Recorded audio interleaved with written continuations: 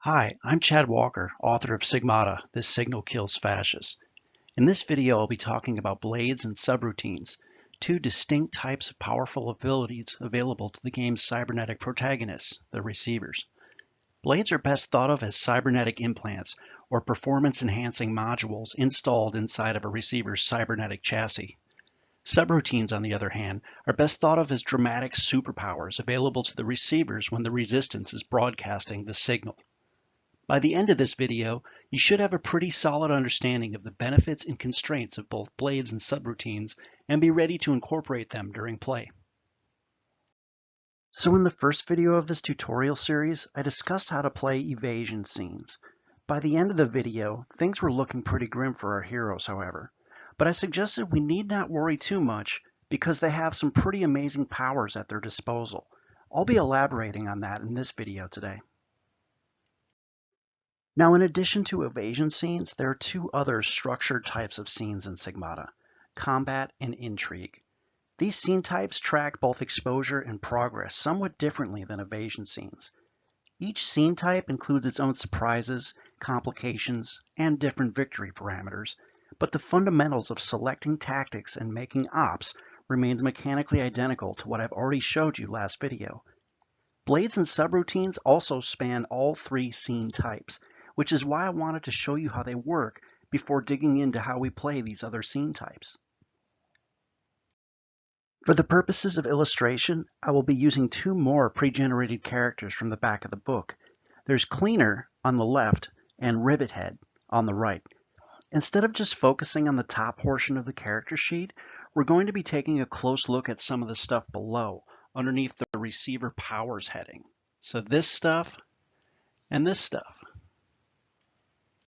I'm going to start this conversation with blades. So blades take their name from blade servers, as in those thin, flat servers that you can put in and pull out of server racks without interrupting the system. Blades are circuit boards, basically, similar to the ones you'd find if you took apart a boombox or an arcade cabinet, but they've also undergone the SIGMATA, the very same cybernetic transformation that turned the receivers into cybernetic revolutionaries.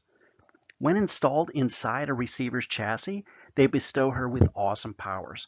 So let's take a look at a couple of examples. So here we see that Cleaner has two blades, and each blade supports a specific tactic and then provides a specific benefit when using that tactic. So let's start by talking about this Social Scout blade. So Social Scout is a blade that displays the behavioral telemetry of groups in the receiver's field of vision, using facial microexpressions, body language, body temperature, and breathing patterns to map out social pathways and barriers. So during a scene of intrigue where Cleaner needs to reduce his comrade's exposure, maybe by using a calm voice or telling jokes, or deflecting people's attention elsewhere, he'll leverage this blade to first analytically assess a social situation in real time and then look for opportunities to do so. When Cleaner uses the support tactic, his successes now apply to two allies instead of one. That means that during an intrigue scene, he can reduce the exposure of two allies with a single op. Cleaner doesn't say much, but he knows exactly what to say and when to de-escalate pretty much any situation. Cleaner also has the Tracer Steps blade.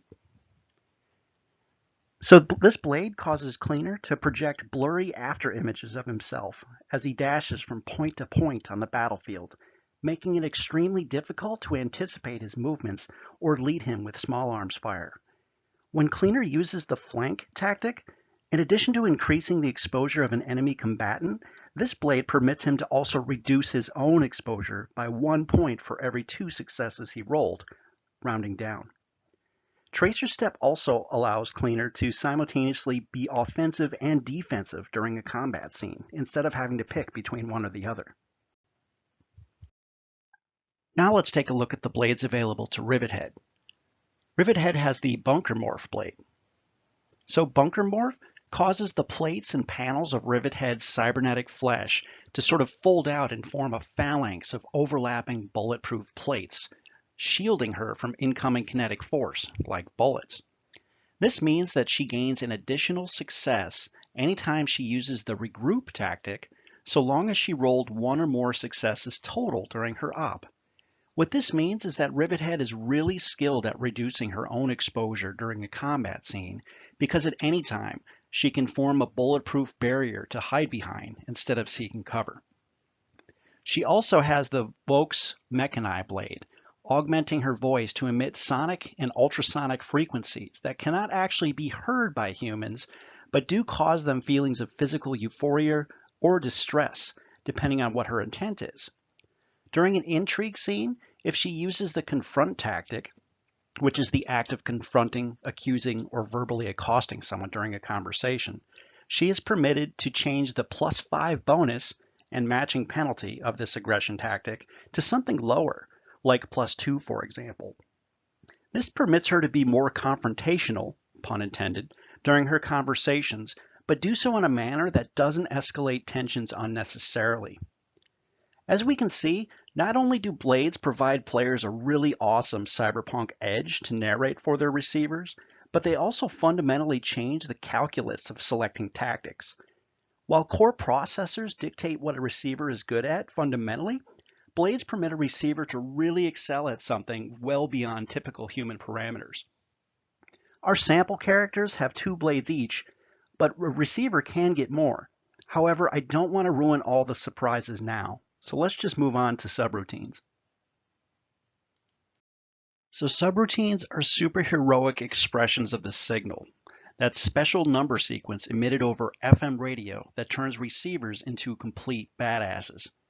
Subroutines are what permit a receiver to do things like pick up and throw an automobile, or scream lasers at gunships to knock them out of the sky, or like this image shows, diving into a television screen only to materialize from another television set inside an enemy fortification.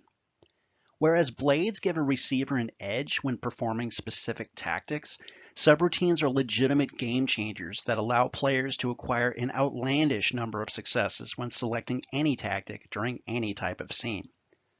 However, unlike blades, subroutines only work when the resistance is able to emit the signal.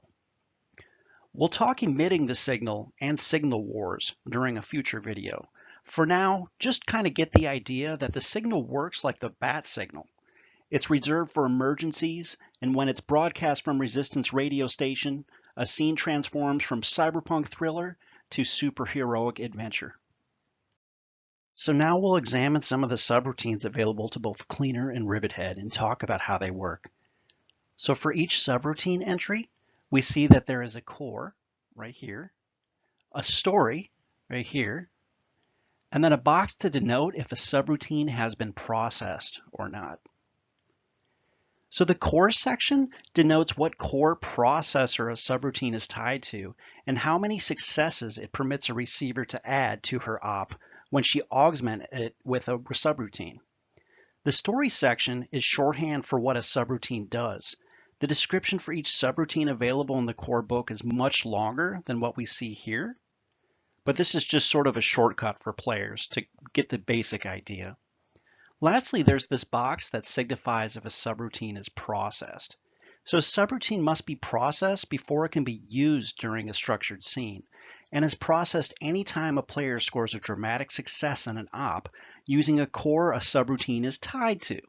So in Cleaner's case, we see that he needs to score a dramatic success, which is 3 or more successes, using a judgment or guile tactic before he can process a subroutine available to him.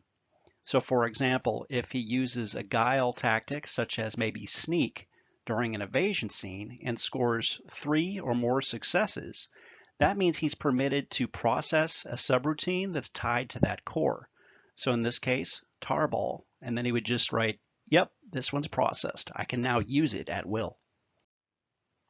We're going to ignore these little triangles and these little extra boxes for later.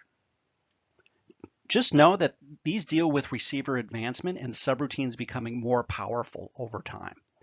We're also going to be skipping the ultimate section, which we see right here and right here. For now, just think of ultimates as something like, let's say, limit breaks in the Final Fantasy series. So these are outrageously destructive and powerful subroutines that should only be used when a situation has become truly dire. So let's put one of these subroutines to work. So once a subroutine is processed, we'll mark it like so. So I'm going to say this one right here. We're going to say Rivethead has scored three or more successes on a judgment op, thereby processing the adaptive armature subroutine. It is ready to use at will.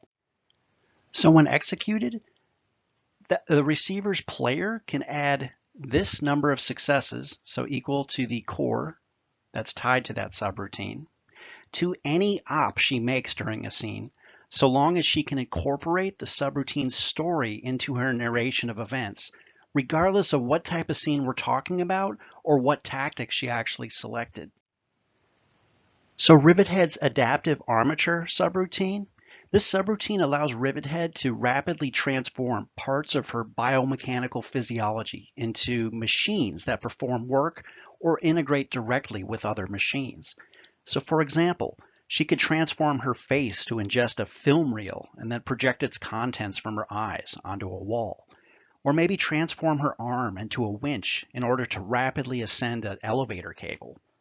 Or maybe she could turn that same arm into a giant chainsaw capable of cutting through tank armor. Regardless, we see that this subroutine allows her to add 4 successes to any tactic she selects during any scene, so long as the subroutine has been processed and so long as she incorporates the subroutine's story into her narration of events. So when it comes to subroutines, your imagination really is the limit. Subroutines were designed to be eminently flexible, and all of them capable of being utilized in ways that are offensive, defensive, useful, sneaky, funny, or subversive. Again, the sky's the limit with these things. So finally, I'm going to discuss where things can get really outrageous. Basically, the space where blades and subroutines can be used in conjunction with each other to get some pretty amazing results. So here are Cleaner's blades and subroutines. Got them all here. And today we're going to be focusing on the Social Scout blade combined with the Fast Forward subroutine. So let's talk about what that might look like. So as a reminder, on Social Scout here, that blade permits Cleaner to use the support tactic to reduce the exposure of 2 allies during an intrigue scene instead of just 1 ally. And then the Fast Forward subroutine, meanwhile, permits Cleaner to put his analytical skills into overdrive and test dozens of possible future scenarios and outcomes in his head in like seconds, giving him the insight he needs to anticipate and impact near future events. So let's assume that the table is playing a scene of intrigue where Cleaner and his comrades have gone undercover to gather intelligence at a regime-sponsored fundraiser for like a ultra-nationalistic super PAC or something like that. During the party, two of Cleaner's allies, let's say it's Taprak and Siren again, they are being aggressively questioned by some security agents in plainclothes. And because of this, their exposure is rising to dangerous levels and something bad is about to happen. So in this case, mechanically, it would be that maybe Siren and Taprak's exposure is at 9 or 10, and the scene is about to be blown because some kind of social emergency is about to happen because people didn't play it cool enough. So seeing this, Cleaner's player takes action and uses the support tactic to reduce an ally's exposure. He scores 2 successes on his support op, but then uses the Fast Forward subroutine to add an additional 5 successes to that op. So I guess we'll assume it was processed, so now it's not processed anymore, it's executed. Anyway, 2 plus 5 equals 7 successes. And then lastly, he uses the Social Scout blade to apply these successes to 2 allies instead of 1, thereby reducing both Taprak's and Siren's exposure by a staggering 7 points with 1 roll. And that's a fantastic outcome, but now his player is on the hook to narrate how all of that actually played out in the story space, incorporating both the blade and the subroutine in his narrative. So after thinking about it for a few seconds, Cleaner's player says that his Social Scout blade detected a sudden temperature spike in Taprak's face, and along with clenched fists and a rapid heart rate, he anticipated something bad was coming. And then he activates his fast forward subroutine to anticipate actually what's coming, only to get visions, blurry visions of future scenarios. The most compelling of which is a vision of Taprak knocking out one of the security agents with a surprise left hook because he thought the agent was reaching for a weapon, when in reality he was just reaching for his business card. So with seconds to spare, Cleaner walks up to the group and asks one of the security agents if he has a business card because he is looking to contract security for an upcoming event. The security guard just pulls out his business card sheepishly and is sort of distracted from the middle of his interrogation. While the tensions are still high, this imminent social emergency that was about to erupt has been expertly de-escalated before it even happened. So that's it for today. I hope you found this video useful as well, and I hope it makes you excited to build your own receiver and customize their blades and subroutines to help tell the stories that you want to tell. Whether that's an understated espionage thriller in a dystopian hellscape, or a gonzo superheroic romp about just straight up kicking Nazi ass. Whatever you want to do, hopefully this game will support that. Thanks everybody.